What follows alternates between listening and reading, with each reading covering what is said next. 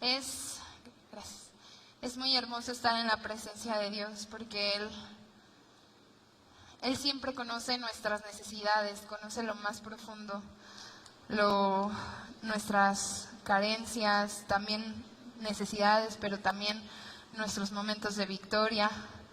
Nos conoce y qué mejor regalo que saber que el Rey nos conoce y es pertinente a nuestra necesidad. Les pido que cerremos nuestros ojos y abramos nuestros corazones y vamos a orar un momento, a pedirle al Señor que su Espíritu nos hable.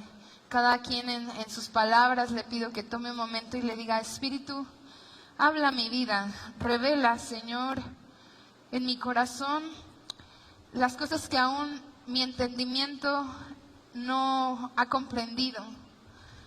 Revela, Señor, en mi espíritu las verdades de tu palabra. Lo que tú quieras hablar hoy a mi vida, Señor, háblalo y permíteme abrir mis oídos a escuchar tu voz, a escuchar lo que hoy quieres instruir a tu iglesia.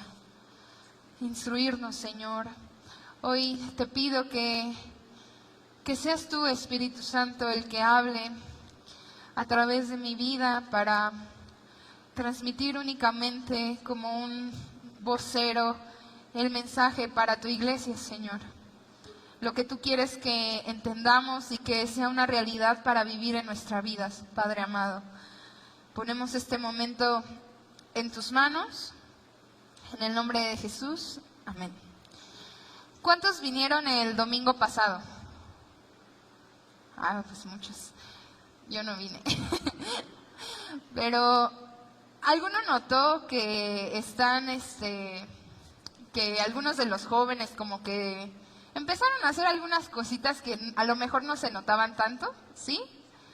Bueno, no sé si se podía decir, pero este mes los jóvenes están tomando un poquito las riendas de lo que es el culto y también nos toca de todo. Y el domingo pasado la enseñanza de la palabra la trajo César Estrella. A pesar de que no vine, sí pude escuchar o saber el mensaje que es el sentir que estamos teniendo del Espíritu para la iglesia. Y voy a recapitular un poquito. El tema, que no sé si se dijo el tema general, es Nueva Jerusalén, Nueva Humanidad. Y la predicación se llamó Cielo y Tierra, la historia de dos dominios. Y en resumen, lo que se vio el domingo pasado fue que desde que el hombre fue creado, Dios anhela habitar con él. De hecho, él fue creado por Dios con la intención de poder habitar en unidad. Pero esto se rompió al momento en que el hombre peca. A través de la historia, Dios se ha provisto de diversos medios para poder acercarse a la humanidad. Algunos de los ejemplos que nos dio César fue cuando, desde que, incluso en el Edén, a pesar de que ya había habido una separación, el Señor dice que fue con ellos, o sea, aunque los expulsa del lugar donde estaban, Él estaba también aún así con ellos. Y posteriormente se revela a Moisés para tomar a su pueblo y volver a unificarlo, hacerse un pueblo, y le indica hacer un tabernáculo con la intención de que el Señor pueda de alguna manera retomar esa relación que se había roto a causa del pecado. El Señor se proveyó de diferentes cosas para poder acercarse a nosotros. Y tenemos el sacrificio de Cristo en la cruz, el cual fue la forma única y suficiente para poder reconciliar única y definitivamente a la humanidad con Dios. Es decir, nuevamente el cielo y la tierra vuelven a estar en unidad a través de Cristo Jesús. Eso fue lo que podemos resaltar de nuestra enseñanza del domingo pasado y quisiera retomar un poquito en esta línea, iniciando con una afirmación. Cuando Cristo habita en nosotros, el reino de Dios ahora puede manifestarse a través de nosotros. Lo voy a volver a repetir. Cuando Cristo habita en nosotros, el reino de Dios ahora puede manifestarse a través de nosotros. ¿Cuántos lo creen? Amén. Pero aquí justamente en esta oración quiero estacionarme en la primera parte. Porque a veces es algo que, la verdad es cuando yo lo escribí, que lo estaba meditando, dije, ay, se escucha bien padre. Se escucha muy, muy verdadero, muy poderoso, ¿no? Hasta la redacción. Pero a veces no nos detenemos a pensar en la profundidad de estas palabras. Y hoy quiero pintarles, para iniciar, un escenario. Imagínense que el día de, ya que van a hacer las elecciones, ¿no? De repente, por alguna razón, en vez de un presidente, ahora tenemos que escoger un rey. ¿Qué es? Bueno, no me voy a meter en eso. Ahora va a ser una monarquía. Y entonces, dentro de toda la población mexicana, o vámonos un poquito más local, dentro de aquí de Tlalnepantla y Ciudad de México, se tiene que escoger un rey. Y todos nuestros nombres salen en la boleta, ¿no? Es como una monarquía democrática, algo así. y de repente el nombre de usted sale sorteado para ser el rey o la reina que va a gobernar Ciudad de México y área metropolitana. ¿Cómo se sentiría? A ver, lo voy a hacer así como que más por nombre. De repente sale sorteado el nombre de Elena, va a ser la reina, ¿no? O de repente sale sorteado el nombre de George, va a ser el rey. Así, diga, órale, me eligieron, ¿no? Y entonces, lo primero que hacen es coronarlo, ponerle su vestimenta y colocarlo muy así. Y lo siguiente que va a hacer es, la siguiente pregunta que le harían es, ¿y dónde le gustaría vivir? Les estoy preguntando a ustedes, pastor, si usted fuera el rey que le tocó sortear, ¿en dónde le gustaría vivir? ¿En dónde? En el Palacio Nacional. Usted puede escoger la localidad. Yo escogí, pues no sé, una casa en Las Lomas de Chapultepec, en Santa Fe, Condado de Sayavedra, o más allá en el bosquecito en Valle de Bravo, ¿no? O en Polanco, en Mazarik. ¿Dónde les gustaría? Vamos. Campos Elíseos. ¿Quién más? Ay, no me digan que no han pensado, hay una casa allá.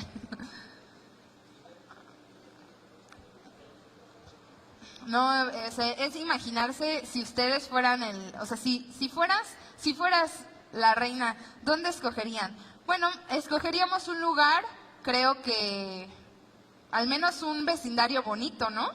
Un vecindario, porque pues todos nos quejamos a veces de nuestro vecindario, no sé ustedes, pero luego ahí hay calles donde hay fugas que no arreglan y baches y lugares, ¿no? O sea, que tú dices, donde el smog, donde todo es así, pero dije, si nos dieran a elegir, siempre tendríamos, no, si me dieran a elegir, yo escogería este lugar. Bueno, ¿ya tienen el lugar? ¿Ok? Todos vamos a imaginar un lugar donde nos gustaría. Ahora, después de haberle preguntado en dónde quiere su casa, le preguntarían, ¿cómo le gustaría que fuera su fachada? O las paredes y los pisos de esa casa. No hay límite de presupuesto. De mármol, ¿no? De cantera, un recubrimiento de oro, una pared, moderna, ¿no? No sé, Y la siguiente pregunta, bueno, ¿y qué muebles le gustaría tener? ¿qué habitaciones le gustaría tener? Un baño, una recámara, ¿no? Con su vestidor, una tina de baño, un jacuzzi, no sé, porque así somos, ¿no?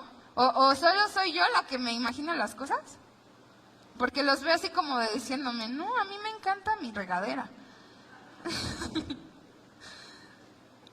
Bueno, si ustedes no quieren imaginarlo, les cuento que la mansión más cara del mundo se encuentra ubicada en Mumbai, en la India. Y su dueño se llama Mukesh Ambani y es un empresario petroquímico que es el más rico de toda la India.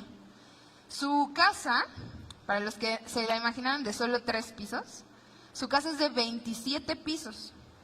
Son 37,000 metros cuadrados. Se pueden estacionar, ahí sí caben tus carros, mi amor. 168 vehículos caben en el patio del estacionamiento. Tiene 9 ascensores con vestíbulos cada uno. Helipuertos, por si se requiere. Instalación de control de tráfico aéreo. Estudio de yoga. Teatro privado para 50 personas. Piscina grande. 3 pisos de jardines colgantes y un salón de baile. Humildemente.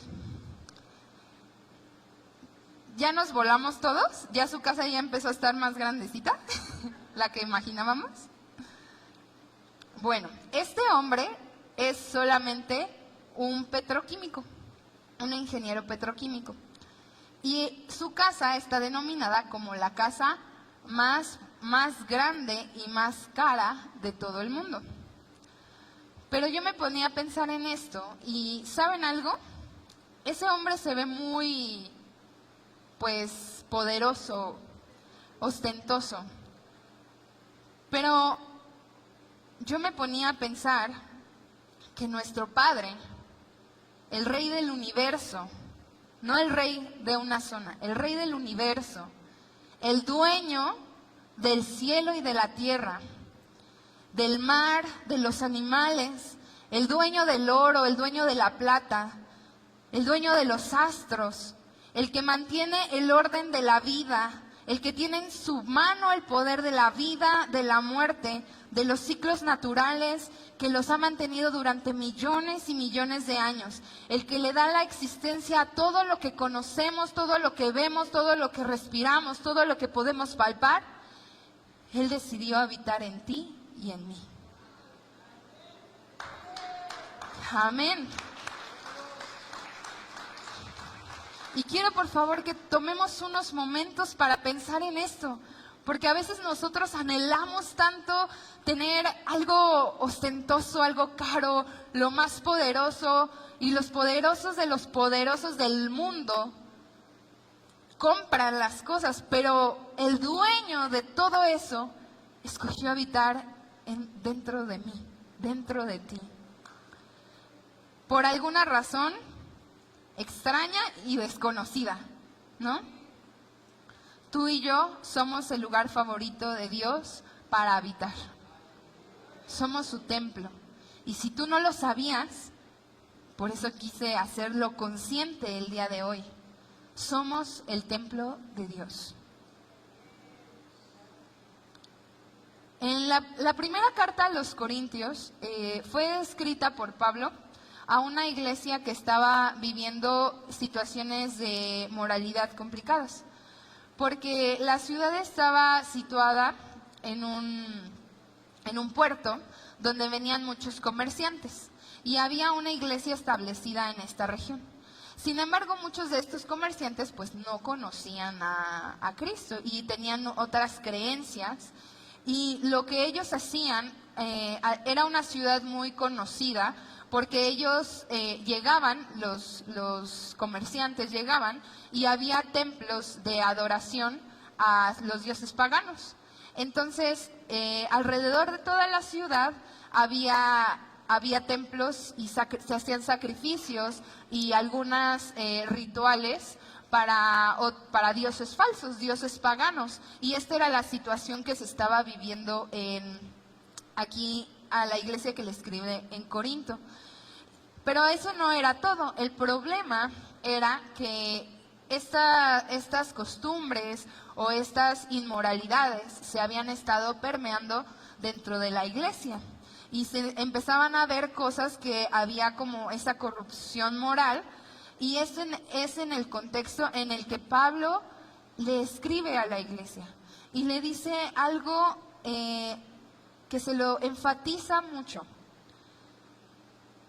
Le exhorta a la iglesia a guardarse, a alejarse de todo eso, y les dice una verdad, así como hoy lo estamos viendo. Pablo les dice, ¿qué no saben que ustedes son el cuerpo, el templo del Espíritu Santo? Esto es una afirmación que Pablo hace repetidas veces y utiliza una palabra en griego, naos, que significa santuario. Y acompáñenme por favor rápido a 1 Corintios 3:16. Vamos a leerlo. Dice, les pregunta, ¿no sabéis que soy templo de Dios y que el Espíritu de Dios mora en vosotros? ¿Qué? 1 Corintios 3:16. Ajá. ¿No sabéis que sois templo de Dios y que el Espíritu de Dios mora en nosotros? Y utilizando esta palabra en griego, cuando al hacer énfasis en esta oración, lo que les está diciendo es, ¿no saben que Dios mismo habita permanentemente en ustedes?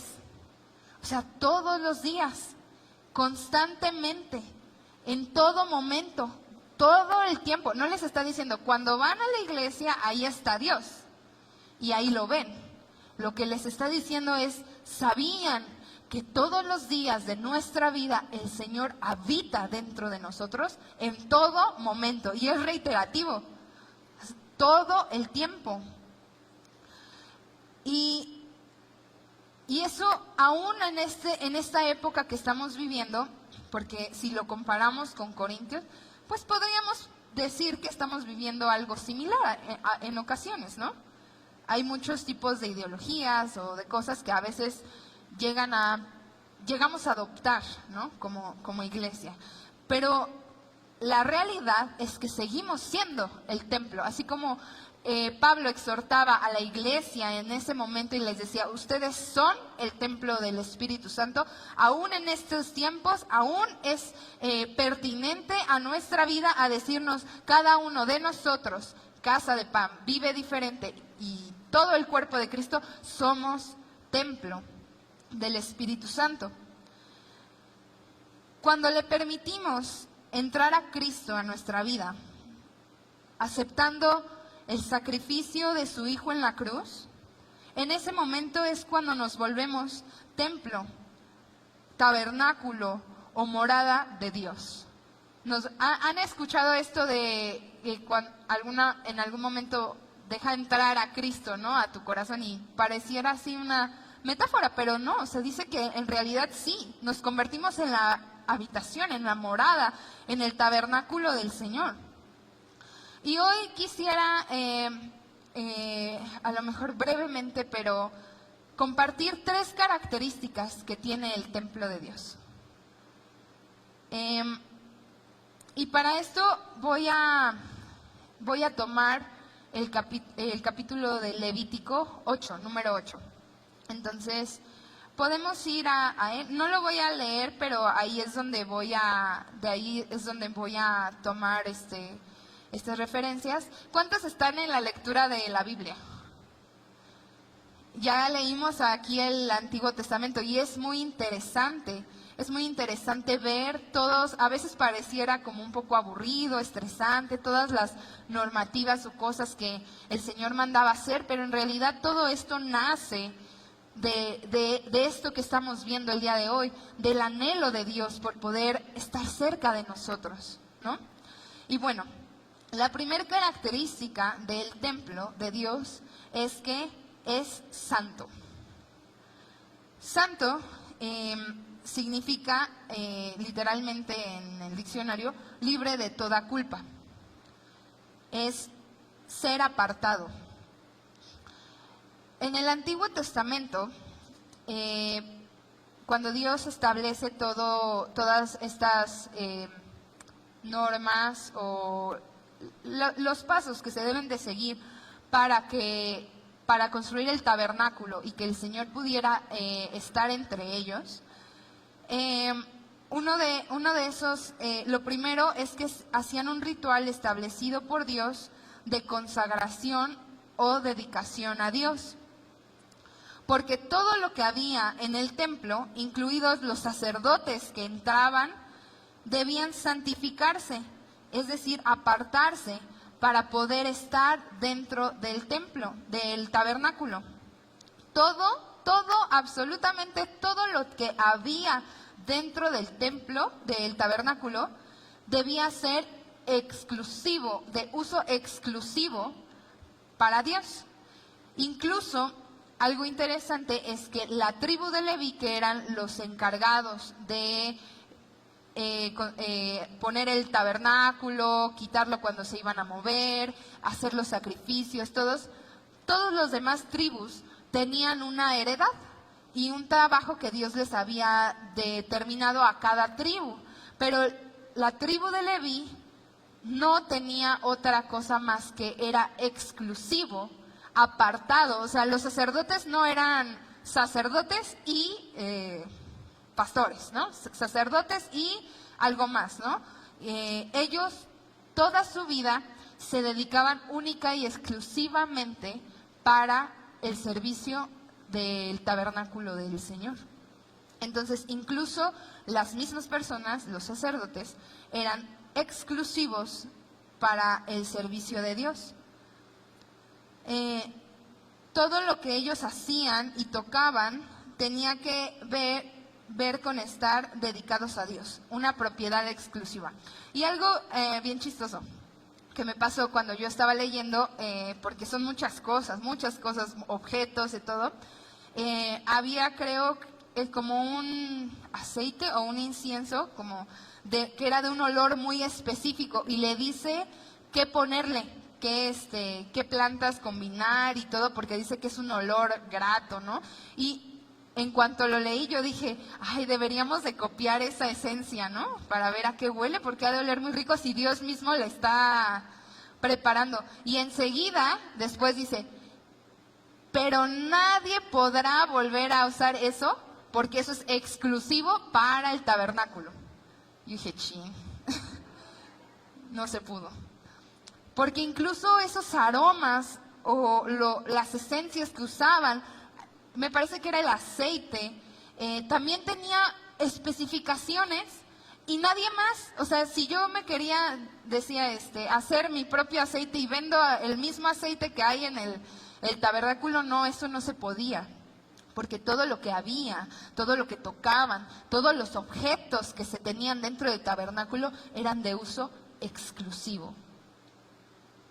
Nada más. Inclusive dentro de los sacrificios había una parte que tenían que apartar ciertamente para sacrificarlo y otra sí la podían comer, pero había otra que en la parte del sacrificio eso era exclusivo. Ellos tampoco podían comer de eso. Ninguna tribu podía comer de lo que ellos comían tampoco. O sea, exclusividad, apartado.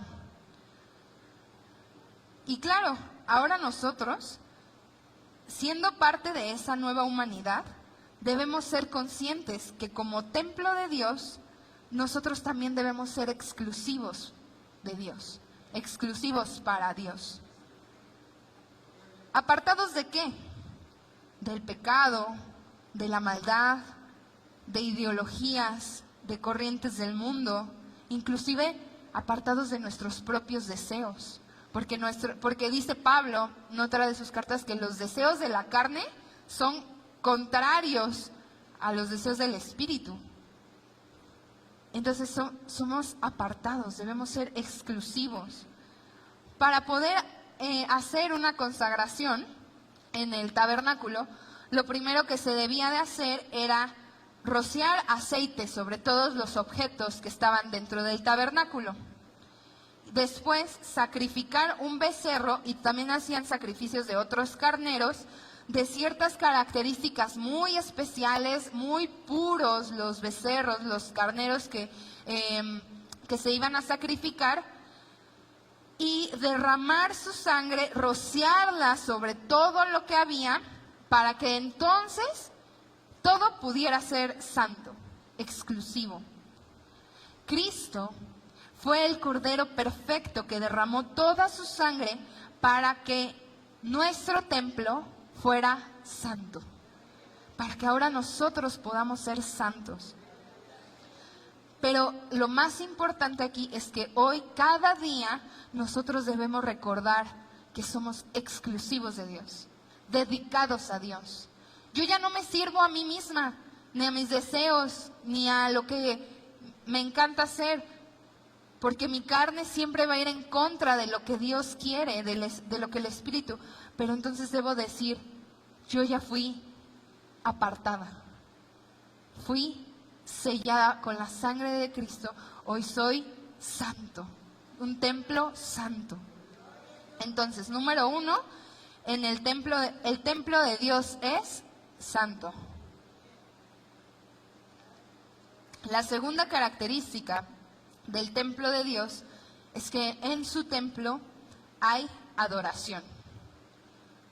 En el sentido estricto de la palabra, adoración significa reverencia, rendir culto, dar honor, reconocimiento, dar atributo, homenaje. Y aprendimos en cultura de adoración que la palabra usada era postrarse, bajarse o inclinarse. Después de rociar la sangre, sobre todo, tenían que hacer algo bien asqueroso. Tenían que destripar a los animales. Ay, no, yo no soy muy mala con los animales, con cualquiera. Pero ellos tenían que destriparlos literalmente, o sea, sacarles todo lo que tenían adentro. Y la grosura, o sea, la grasa, la espaldilla y el hígado, por quien quería tacos o algo así. Los riñones, los intestinos, añadidos a ellos unos panes, esos se tenían que colocar en el altar para sacrificio de olor grato a Jehová, de aroma agradable, ofrenda encendida a Jehová. Y nosotros, en cultura de adoración, es que estuvo buenísimo, hermanos. Se la perdieron quien no vino, pero estuvo muy bueno. Aprendimos que la adoración no es lo que hacemos, es lo que somos. Es un acto voluntario de traer todo lo que soy para sacrificarlo delante de Dios como un aroma grato, agradable delante de Él. Esa es la adoración. Pero si yo tengo cosas que no son gratas delante de Dios, ¿cómo puedo venir a sacrificarme en un olor grato? Si hay cosas dentro de mí que no son agradables, si tengo acciones o pensamientos que son contrarios a lo que Dios estipula. Nosotros somos la adoración.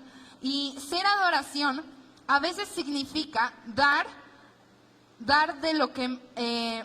a Dios el tiempo y quitarlo a lo que más amamos dedicarle el tiempo. Porque a lo mejor nos encanta, pues no sé, en mi caso, me encanta andar saliendo y conociendo y así, me gusta mucho ser social, ¿no? Y a lo mejor es tener que sacrificar esa parte que me gusta, y eso es algo muy burdo, ¿no? Es algo muy sencillo. para poder dedicar tiempo pues para la lectura de la palabra y todo, o sea, es sacrificar lo que somos para darlo. A veces también puede ser sacrificar mi voluntad, mis pensamientos o mis emociones que a veces me gobiernan, sacrificarlos, todo lo que soy, todo lo que hago, todo lo que hablo, todo lo que pienso, lo que actúo, que todo sea para que el Señor se agrade de mí. No porque en esta parte decía, bueno, porque tenemos a Cristo, claro que su gracia es suficiente, no estoy menospreciando esa parte, pero también debemos dar, claro que la gracia de Cristo es suficiente, pero también está la voluntad, la que también tenemos que ceder, la que tenemos que sacrificar en adoración a Él. Que lo que hay en mí, si yo en alguna manera me incendiara, que lo que oliera yo sea algo que diga, wow, que el Señor diga, wow, qué bien huele, ¿no? Que lo que yo soy, toda la manera de dirigir mis palabras, mis actos, cómo trato a las demás personas, lo que pienso, porque a veces decimos, bueno, de aquí para afuera, ¿no? Que vean que soy linda. Pero dice la palabra que el Señor discierne los corazones, que Él ve más allá, o sea, Él ve lo que está dentro. O sea, yo no puedo ocultar lo que soy lo que soy, ¿no? O sea, así como me ven, así soy. No, y así debemos ser delante del Señor para bien, para ser agradables a Él. Y esa es nuestra adoración. En el templo debe haber adoración. Y la tercera característica del templo de Dios es que en el templo de Dios hay obediencia. Ahí me salté un poco a lo de la consagración, pero antes de entrar a consagrar el templo, ellos tenían, antes de poder santificarse, los sacerdotes debían limpiarse con agua y debían tener una vestimenta adecuada conforme a lo que Dios estipulaba. Y esto lo podemos ver en Éxodo, eso no lo busquen, solo es como dato, en Éxodo 28, por quien quiera saber cómo eran las especificaciones de las vestimentas sacerdotales, tenían que colocarse una túnica bordada, y ahí en ese capítulo, todo el capítulo se trata de eso, porque dice de qué colores tenía que llevar la túnica, de qué medidas, en qué zonas, ¿no? Detalle a detalle, una túnica bordada, un manto, un cinto, un efod, un pectoral, también dice todas las especificaciones del pectoral, todas las piedras que llevaba, la mitra, que es como una diadema, como una cinta que llevaban en la cabeza, y ¿saben qué decía? Santidad a Jehová. Una mitra muy especial, todas las especificaciones, colores y diseños de cómo, no les miento, hasta dice de la ropa interior que ellos debían de llevar, era una ropa muy específica. Toda su vestimenta debía ser conforme a lo estipulado por Dios. Y todo esto tenía una razón.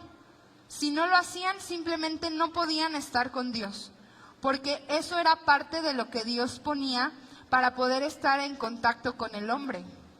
Y de no hacerlo, de no obedecer las indicaciones específicas de Dios, simplemente Dios no podría estar entre ellos.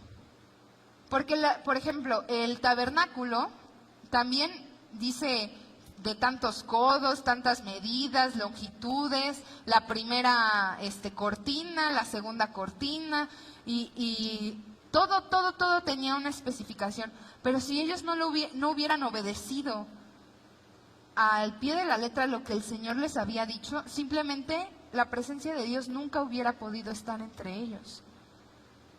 E incluso, pues a lo mejor es un poco atrevido de mi parte, y si no ya me corrigen los pastores, Pero incluso a lo mejor hasta me atrevo a pensar que no eran las especificaciones, no era porque Dios no podía estar si era de 28 en vez de 30, sino más bien la presencia de Dios estaba ahí porque obedecieron.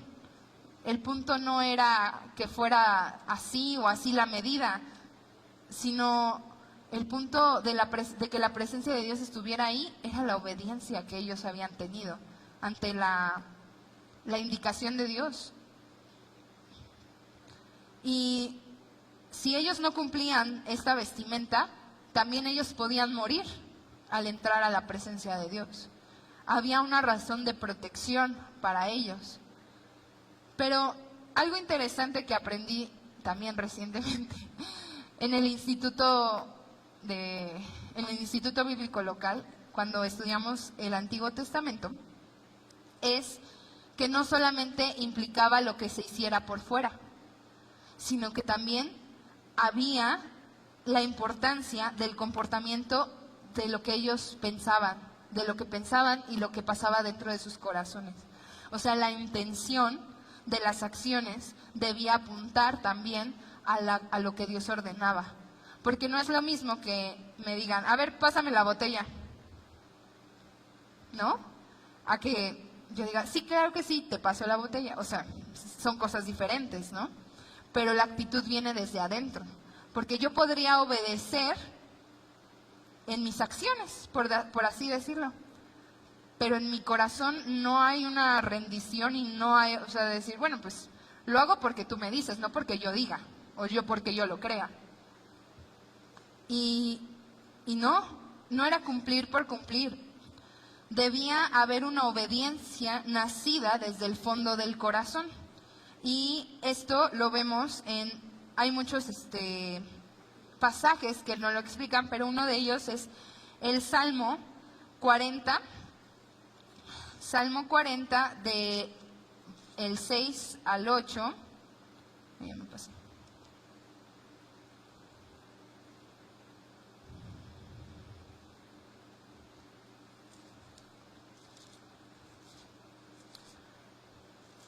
Salmos 40 dice, 6, sacrificio y ofrenda no te agrada.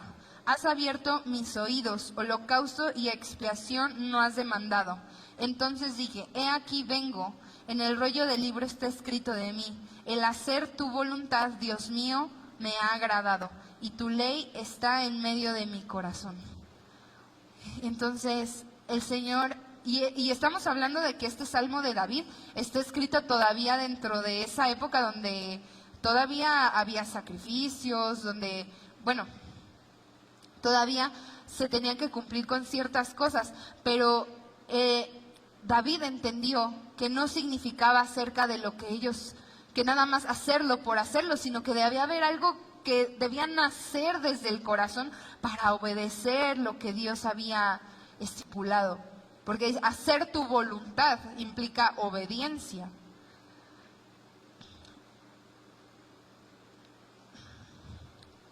De no haber obedecido a Dios, el Señor nunca hubiera podido habitar en medio de su pueblo. Y Cristo nos dio el máximo ejemplo de obediencia cuando se sacrificó en la cruz por mandato del Padre para poder reconciliar el cielo con la tierra, para volvernos a dar un acceso al reino de Dios, el acceso que perdimos porque entró el pecado en nuestras vidas. Y hoy nosotros, al ser templo de Dios, morada del Espíritu Santo, debemos ser obedientes ante lo que el Señor nos pide. ¿Qué es lo que el Señor te ha pedido? Cada uno sabe en las luchas que cada uno tiene, porque eso no se termina, vamos caminando, vamos venciendo poco a poco, ¿no? Pero cada uno sabe en qué Dios nos está llamando y nos está diciendo, tienes que obedecer. Y si nosotros hacemos como que, híjole, no, se me hace que soy yo, con permiso, entonces no estamos siendo obedientes. Y como iglesia es imprescindible saber y tener presente cada día de nuestras vidas que nosotros somos el templo de Dios. Que el anhelo más grande del Señor siempre ha sido el poder habitar entre nosotros. Y hoy eso es una realidad por medio de Cristo. Y voy a spoilearles un poco, porque eso es como el tema que estamos tomando en Apocalipsis 21. Es un vistazo de lo que pasará, donde dice, cielo nuevo y tierra nueva. En el versículo 3 y 4 dice, y oí una gran voz del cielo que decía, he aquí el tabernáculo de Dios con los hombres, y Él morará con ellos, y ellos serán su pueblo, y Dios mismo estará con ellos como su Dios. Enjugará Dios toda lágrima de los ojos de ellos, y ya no habrá muerte, ni habrá más llanto, ni clamor, ni dolor, porque las primeras cosas pasaron. Eso solo es para afirmar que el anhelo de Dios siempre, desde la eternidad y hasta la eternidad, ¿por qué? Solo Dios sabe. Pero su anhelo es habitar con nosotros, ser su pueblo, habitar, ser uno con Él, ser nuestro Dios. Y nosotros, sin embargo, debemos dar honor a Dios, dándole un lugar como Él lo merece. Si nosotros, desde el principio, imaginándonos que por ser los reyes o reinas, ¿no?, de México, de áreas del Estado de México, de Ciudad de México, nos sentiríamos merecedores de decir, pues nada más porque ya soy la reina, pues me puedo tener una buena habitación, un buen templo, una buena habitación, una buena morada. Imagínense el Rey de Reyes, el Señor de Señores, lo que Él merece. Debemos dar honor a Dios, dándole lugar como Él lo merece, siendo templos dignos de su presencia, donde quiera que nosotros vayamos. Estemos aquí en nuestro trabajo, en la escuela o con alguna vecina, con amistades, donde quiera que nosotros vayamos, somos templo. Y debemos ser dignos, debemos comportarnos dignamente. Y con ese entendimiento, ahora sí, poder entrar a la nueva vida que Dios quiere que vivamos, manifestando el reino de los cielos aquí en la tierra. Y vuelvo otra vez a mi frase inicial. Cuando Cristo habita en nosotros, el reino de Dios ahora puede manifestarse a través de nosotros. Ahora lo podemos decir con más entendimiento.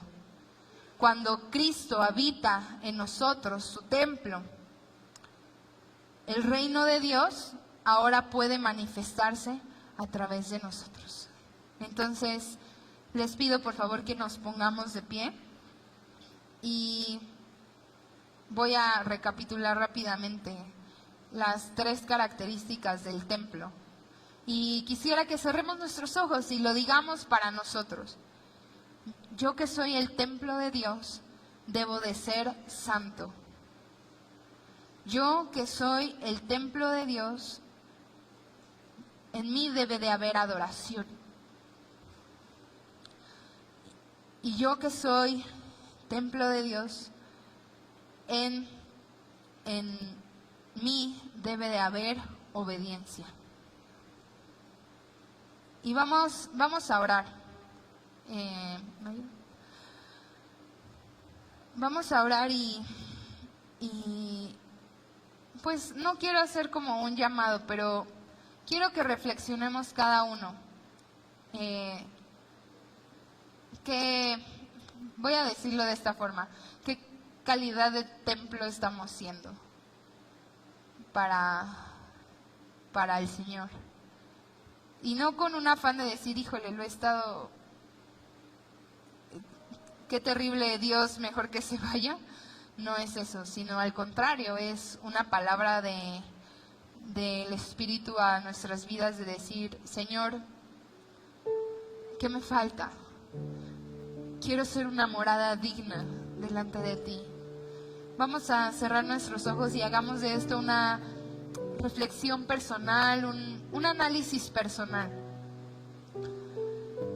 Número 1, sabía que era templo de Dios. Tal vez no lo sabía y hoy me acabo de enterar, pero está bien, porque ahora lo sé. Ahora sé que soy morada del Espíritu Santo. Número 2, ¿estoy siendo de uso exclusivo de Dios? ¿O qué hay en mi vida que se está repartiendo? Porque hoy es un buen día para volvernos a santidad. Y número 3, ¿estoy siendo un sacrificio de aroma grato delante de Dios? ¿O qué hay en mi vida que está contaminando este olor fragante?